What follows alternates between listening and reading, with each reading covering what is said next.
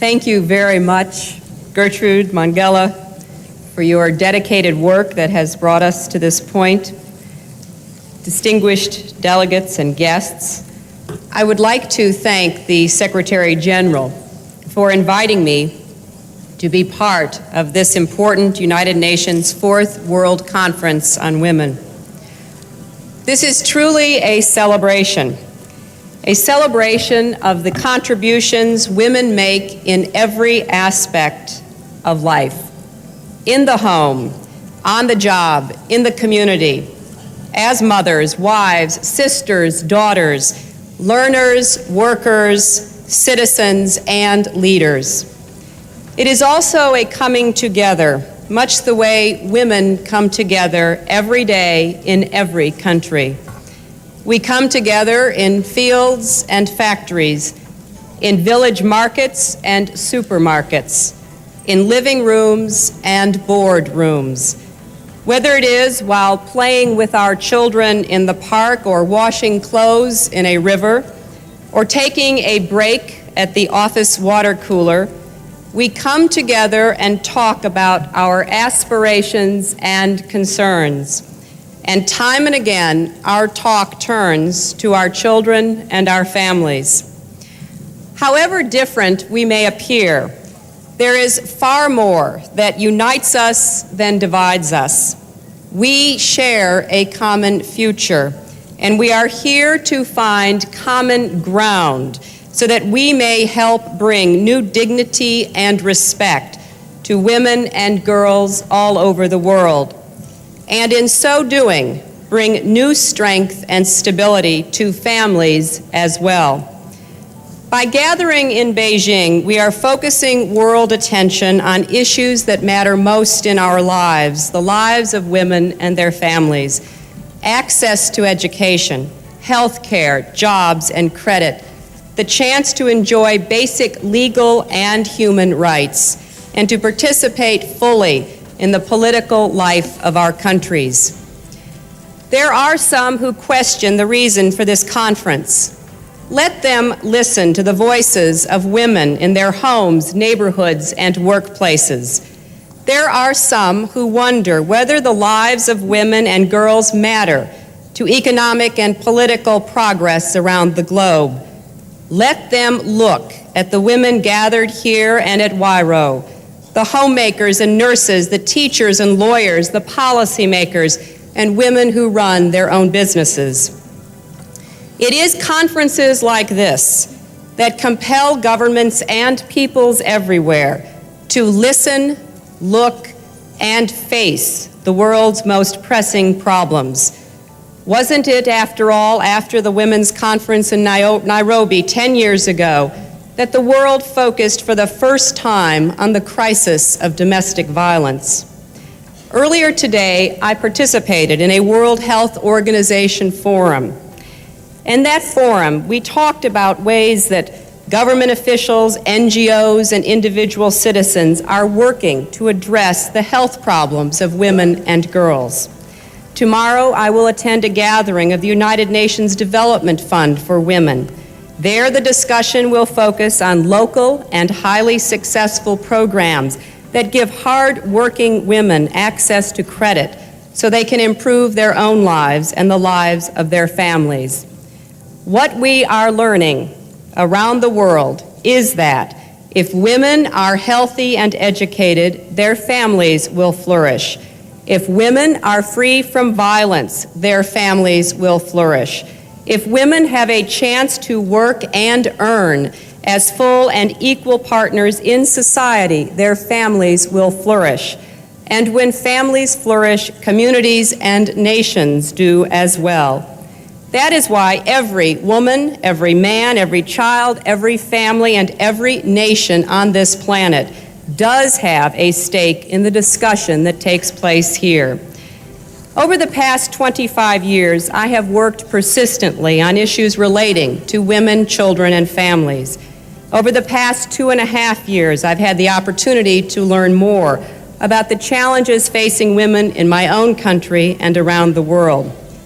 I have met new mothers in Indonesia who come together regularly in their village to discuss nutrition, family planning, and baby care.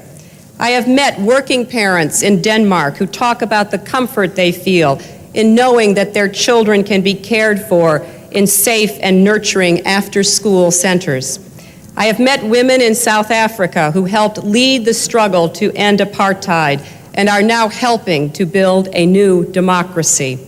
I have met with the leading women of my own hemisphere who are working every day to promote literacy and better health care for children in their countries. I have met women in India and Bangladesh who are taking out small loans to buy milk cows or rickshaws or thread in order to create a livelihood for themselves and their families. I have met the doctors and nurses in Belarus and Ukraine who are trying to keep children alive in the aftermath of Chernobyl. The great challenge of this conference is to give voice to women everywhere whose experiences go unnoticed, whose words go unheard. Women comprise more than half the world's population, 70% of the world's poor, and 2/3 of those who are not taught to read and write. We are the primary caretakers for most of the world's children and elderly, yet much of the work we do is not valued, not by economists, not by historians, not by popular culture, not by government leaders. At this very moment, as we sit here, women around the world are giving birth, raising children, cooking meals, washing clothes, cleaning houses, planting crops, working on assembly lines, running companies, and running countries. Women also are dying from diseases that should have been prevented or treated. They are watching their children succumb to malnutrition caused by poverty and economic deprivation. They are being denied the right to go to school by their own fathers and brothers. They are being forced into prostitution, and they are being barred from the bank lending offices and banned from the ballot box. Those of us who have the opportunity to be here have the responsibility to speak for those who could not. As an American, I want to speak for women in my own country, women who are raising children on the minimum wage, women who can't afford health care or child care, women whose lives are threatened by violence, including violence in their own homes. I want to speak up for mothers who are fighting for good schools, safe neighborhoods, clean air, and clean airwaves. For older women, some of them widows, who find that after raising their families, their skills and life experiences are not valued in the marketplace. For women who are working all night as nurses, hotel clerks, or fast food chefs so that they can be at home during the day with their children. And for women everywhere who simply don't have time to do everything they are called upon to do each and every day. Speaking to you today, I speak for them just as each of us speaks for women around the world who are denied the chance to go to school or see a doctor or own property or have a say about the direction of their lives simply because they are women. The truth is that most women around the world work both inside and outside the home, usually by necessity. We need to understand there is no one formula for how women should lead our lives. That is why we must respect the choices that each woman makes for herself and her family. Every woman deserves the chance to realize her own God-given potential. But we must recognize that women will never gain full dignity until their human rights are respected and protected. Our goals for this conference to strengthen families and societies by empowering women to take greater control over their own destinies cannot be fully achieved unless all governments here and around the world accept their responsibility to protect and promote internationally recognized human rights. The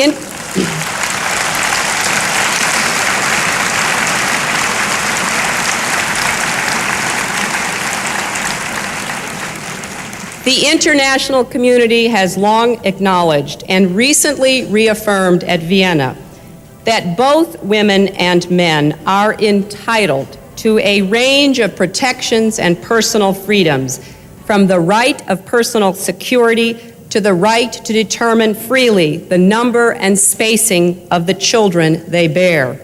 No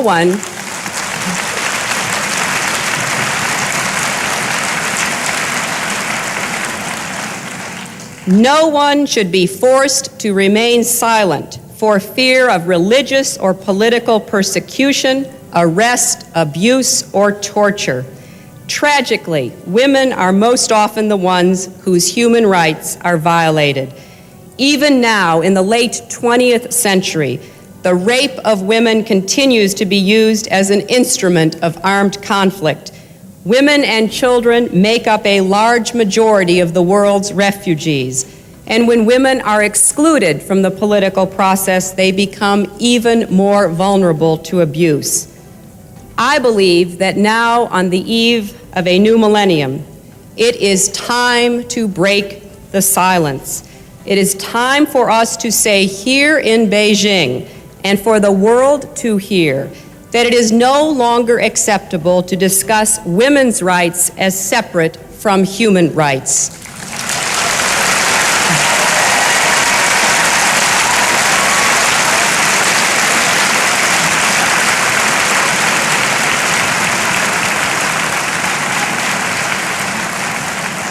These abuses have continued because for too long, the history of women has been a history of silence. Even today, there are those who are trying to silence our words. But the voices of this conference and of the women at YRO must be heard loudly and clearly.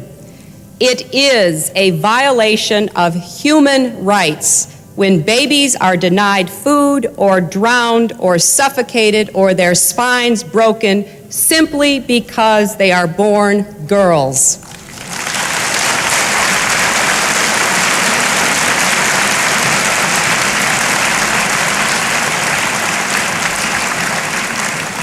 It is a violation of human rights when women and girls are sold into the slavery of prostitution for human greed, and the kinds of reasons that are used to justify this practice should no longer be tolerated.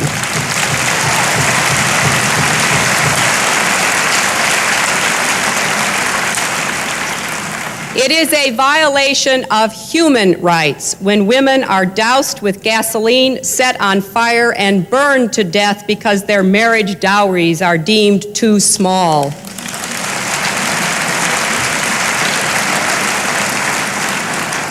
It is a violation of human rights when individual women are raped in their own communities and when thousands of women are subjected to rape as a tactic or prize of war.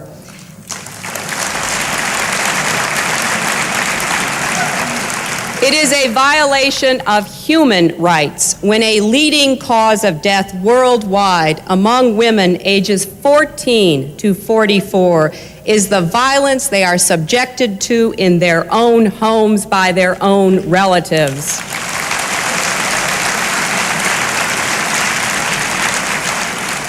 It is a violation of human rights when young girls are brutalized by the painful and degrading practice of genital mutilation.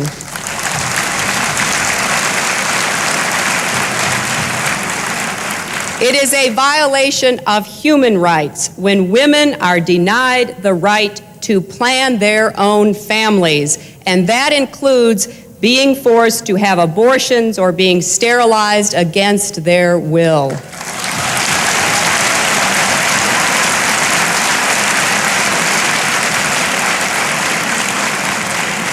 If there is one message that echoes forth from this conference, let it be that human rights are women's rights and women's rights are human rights once and for all.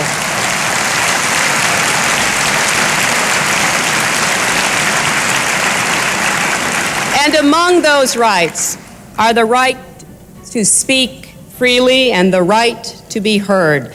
Women must enjoy the rights to participate fully in the social and political lives of their countries if we want freedom and democracy to thrive and endure. It is indefensible that many women in non-governmental organizations who wish to participate in this conference have not been able to attend or have been prohibited from fully taking part.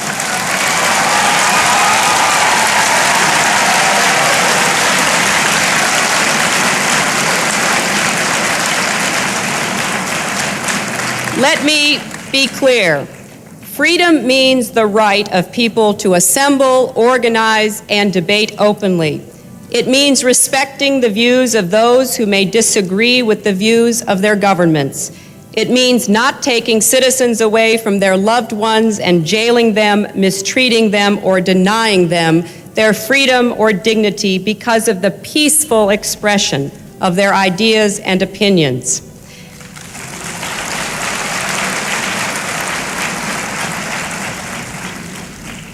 In my country, we recently celebrated the 75th anniversary of women's suffrage.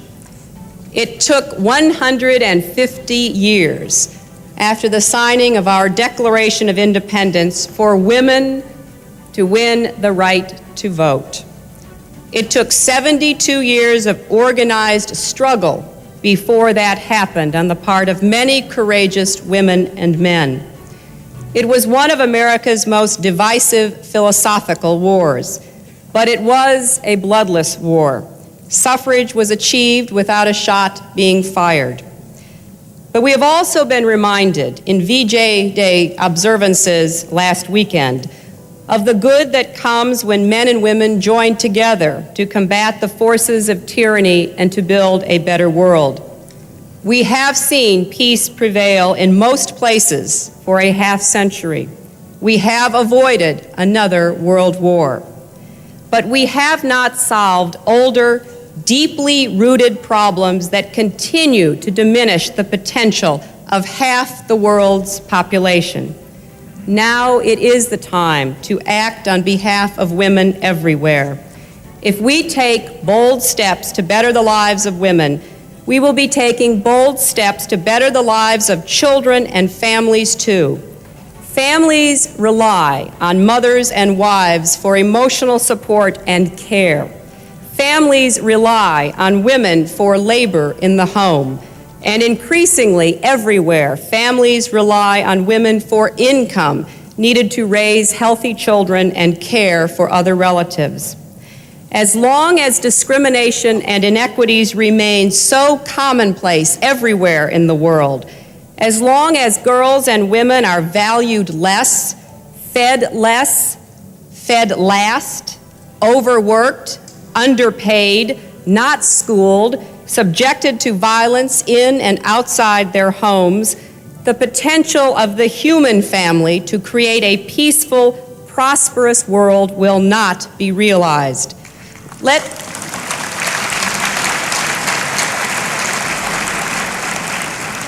this conference be our and the world's call to action. Let us heed that call so we can create a world in which every woman is treated with respect and dignity. Every boy and girl is loved and cared for equally. And every family has the hope of a strong and stable future. That is the work before you. That is the work before all of us who have a vision of the world we want to see for our children and our grandchildren. The time is now. We must move beyond rhetoric.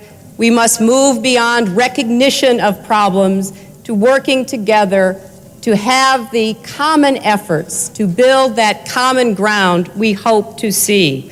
God's blessings on you, your work, and all who will benefit from it. Godspeed, and thank you very much.